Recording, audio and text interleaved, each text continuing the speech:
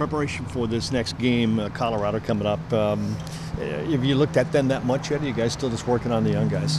Oh, no question. We started working on them the day after the Utah game. I mean, you're always just getting ready for your next game. The next game's always your biggest game. So and they're a scrappy team. I mean, they've lost a couple games in overtime. They've lost a couple games last possession of the game. They turned the ball over 4 or 5 times last week's game on the road. Had a chance to win. The quarterback came out. I mean, they're one of those teams that if you don't come ready to play, like anybody else in our conference, if you don't come ready to play, and if we go out and turn the ball over and don't do well, we're going to get beat. So it's one of those things. So. You've been coaching a long time. Do some teams focus better in the end of a season where they've got maybe not as tough a schedule and the situation that Oregon's in that right now? Some teams focus better than others.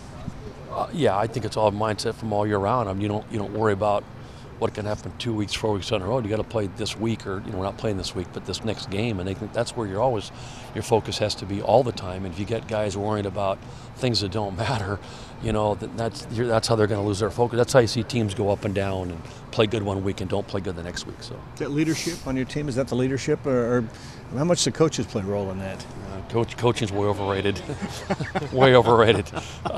Yeah, we have great leadership. I've said that since January when you have Marcus and Ifo and Horonis. I mean, you're not going to get 3 better guys than those guys that lead your team. I mean, my goodness. I mean, it isn't going to get any better than that. So having those guys kind of be a part of it since way back in the wintertime is, those guys understand you got to play every week.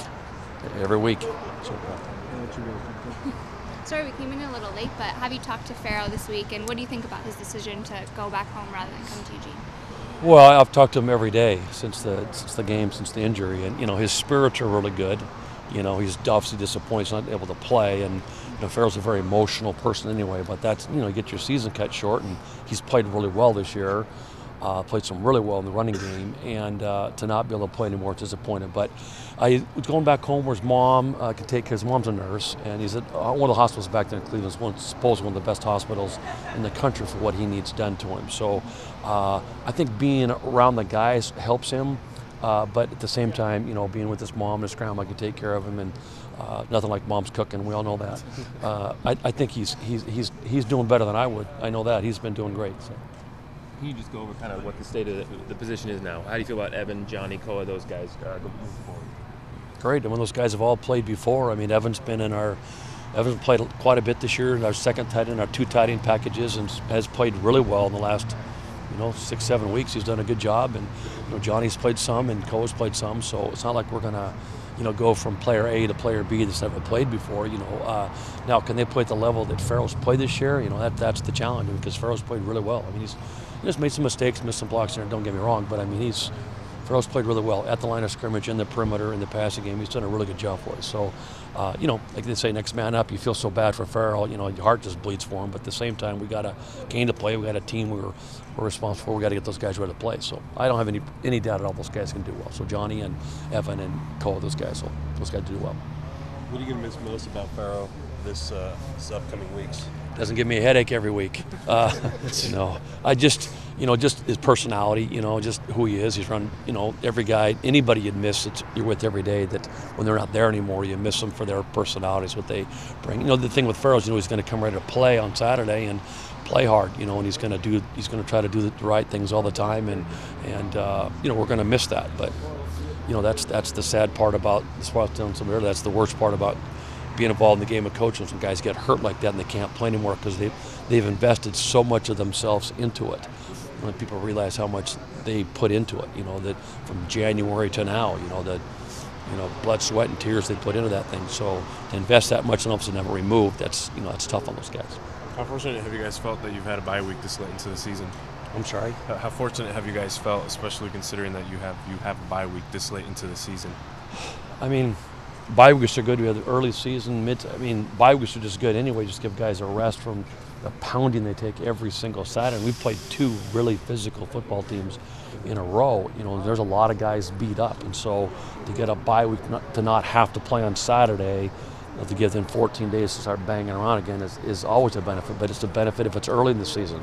It's benefits in the mid-season. Just happens where it falls. So. Schneider's still the guy for you for kicking field goals now, moving forward?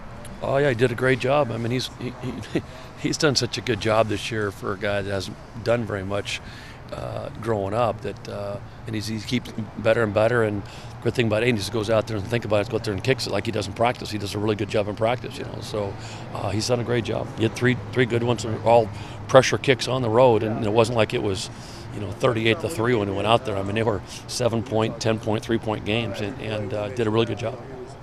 On Sunday, Martin said that Farrell could be out. He could be in Salt Lake City for like 7 days. Is this almost the best case scenario, getting him out this early? Well, the information I get, it changes every half day. What's going on and what's happening, how long is there, what he's going to do. All that I know from the medical standpoint is everything's been very positive of the things that they've done with him, and that's the great news. I mean, whether they change, you got to be there 7 days versus 4 days. It changes every day I talk to the people, but. All I know is his body's responded to everything they've done. It's been great for everything the procedures have had at them, and that's all you could ever ask for. So. Yeah. I asked because it's such kind of an outside the bounds of a normal injury just situation.